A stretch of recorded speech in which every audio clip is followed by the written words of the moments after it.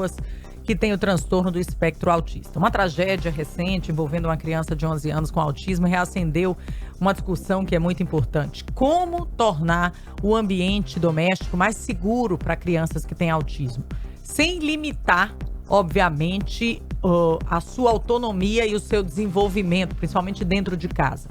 Algumas crianças podem apresentar características como impulsividade, comportamento ali excessivo, dificuldade na percepção dos riscos que ela mesma corre e até a tendência a sair dos ambientes sem que os responsáveis percebam.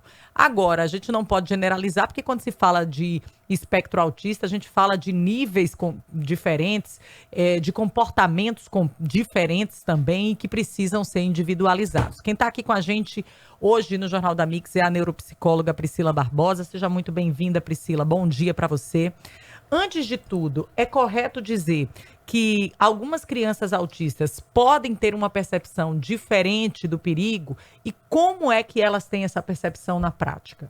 Bom dia a todos os ouvintes da Rádio Mix. É um prazer estar aqui, né? Mais uma vez falar de um tema tão importante que é a segurança das crianças. Então, de fato, pode haver sim uma percepção, né, diferente de crianças com autismo em relação a perigo e situações de risco. Isso porque muitas crianças com autismo, elas têm uma alteração no processamento das informações sociais e ambientais, né? Então, algumas características do próprio transtorno, né, como a questão da impulsividade, né, elas têm dificuldades também de entender as consequências de suas ações, entender regras abstratas. Algumas também podem ter alguma alteração sensorial, que quando está incomodada quer fugir daquele local, ou quer ter acesso a algum objeto ou ambiente, também se afastando dos cuidadores, né? Então, tudo isso precisa ser avaliado, né? Saber por que algumas situações podem ser um gatilho para aquela criança, e essa alteração do perigo pode ser alterada assim devido a essas características. Isso é trabalhado com o tempo ou é algo que com um risco com o qual os pais vão lidar a vida toda? Tem algum momento ali da infância que isso é mais perigoso?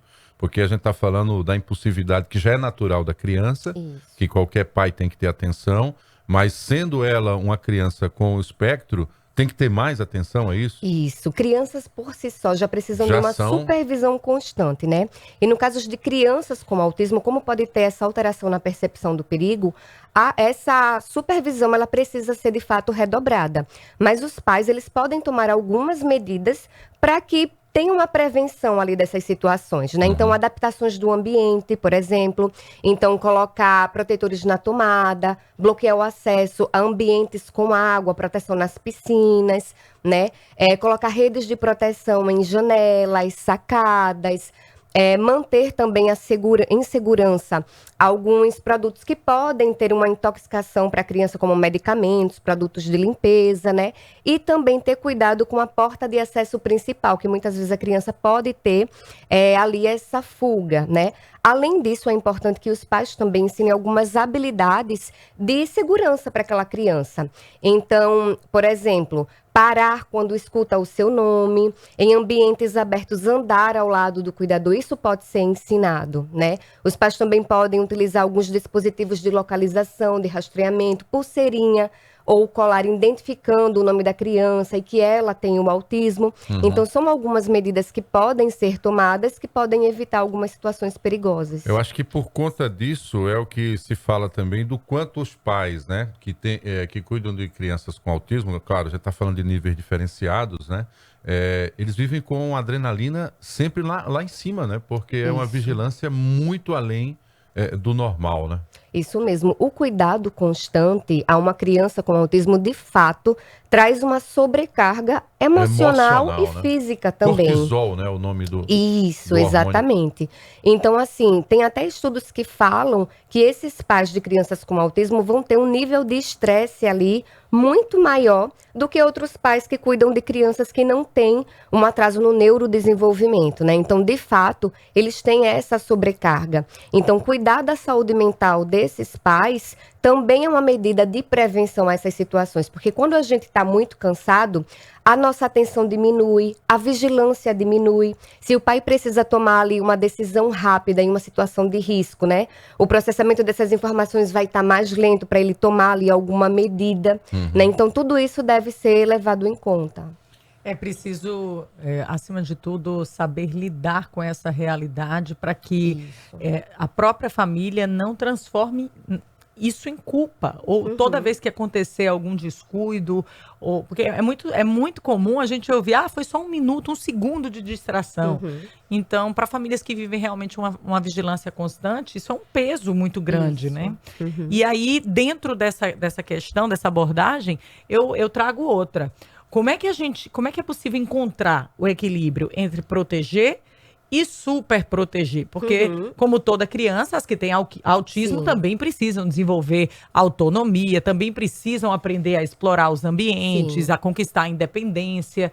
Então, também é uma linha muito tênue, né, Isso. entre a proteção e a superproteção Isso. nesses casos. O caminho é sempre ensinar habilidades de segurança de forma gradual, garantindo a segurança da criança. Então, primeiro a gente garante que o ambiente seja seguro.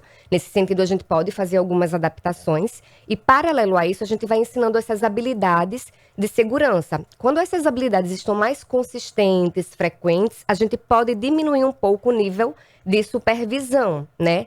Então, a gente vai fazendo isso de forma realmente gradual.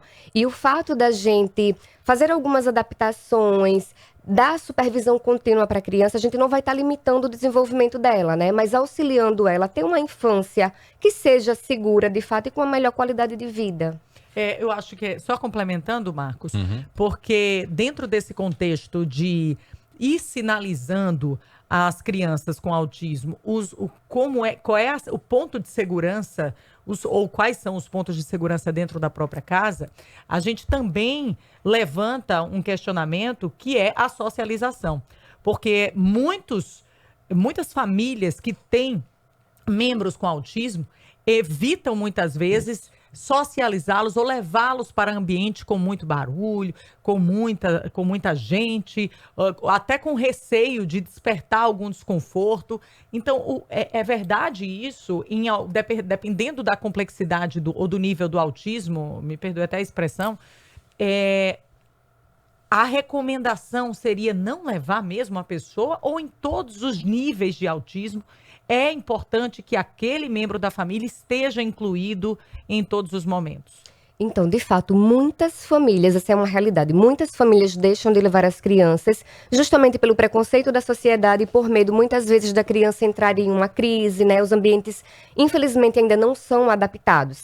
Mas é necessário que os pais, os responsáveis, levem, sim, essas crianças, né? Para viver situações em sociedade. Isso é importante até para a gente trabalhar habilidades sociais. Então, independente do nível da criança com autismo, seja 1, 2 ou 3, ou seja, do leve ao mais grave, né?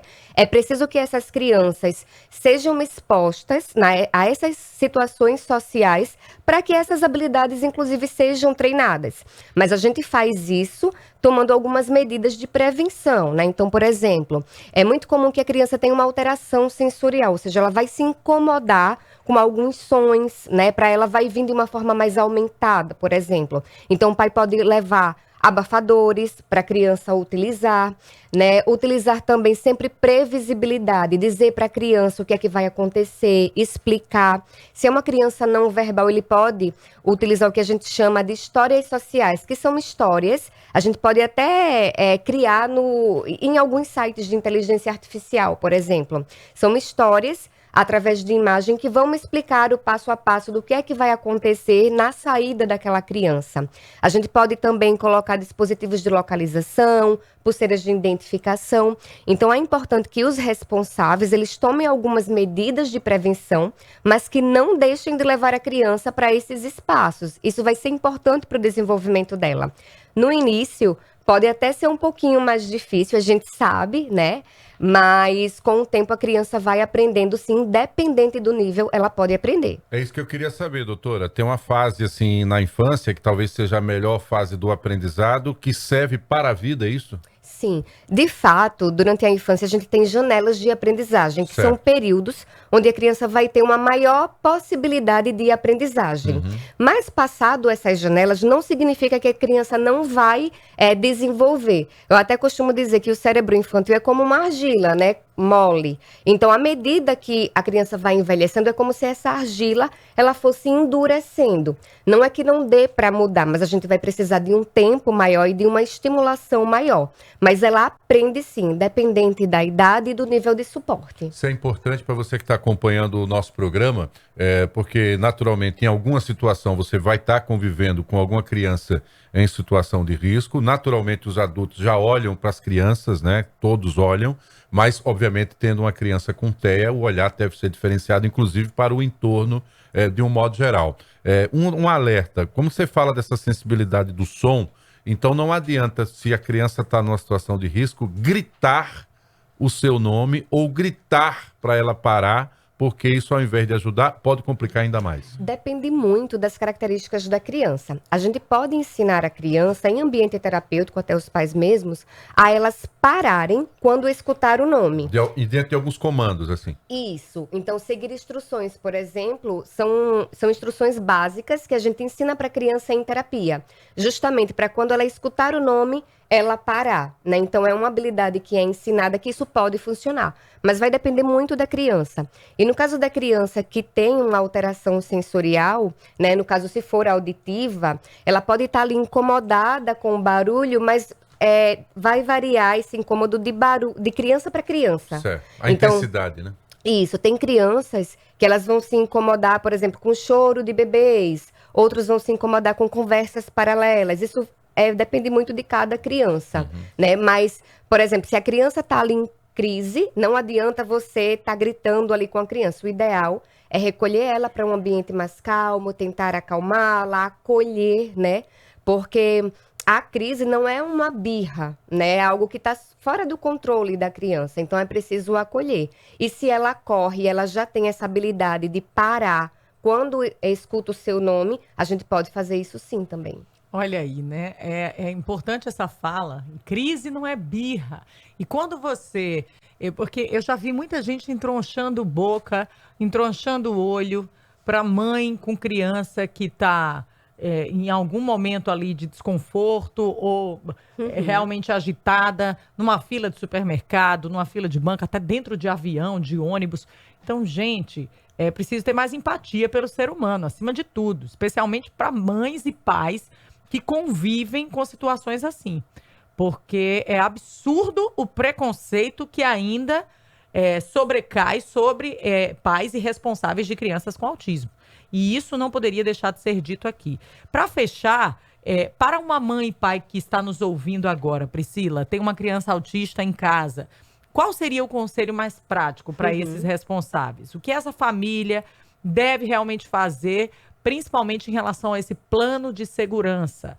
Esse plano precisa ser integrado, acima de tudo, com todos que convivem com a criança. Isso. Eu acho que o conselho principal é não subestimar os riscos, né? A gente tem que realmente redobrar a nossa atenção para as crianças, principalmente no caso de crianças com autismo. Então, vale a pena fazer algumas adaptações no ambiente, ensinar as crianças habilidades de segurança. E, no caso, se ela faz um tratamento, o profissional pode fazer uma análise funcional, né, para tentar identificar a função daquele comportamento.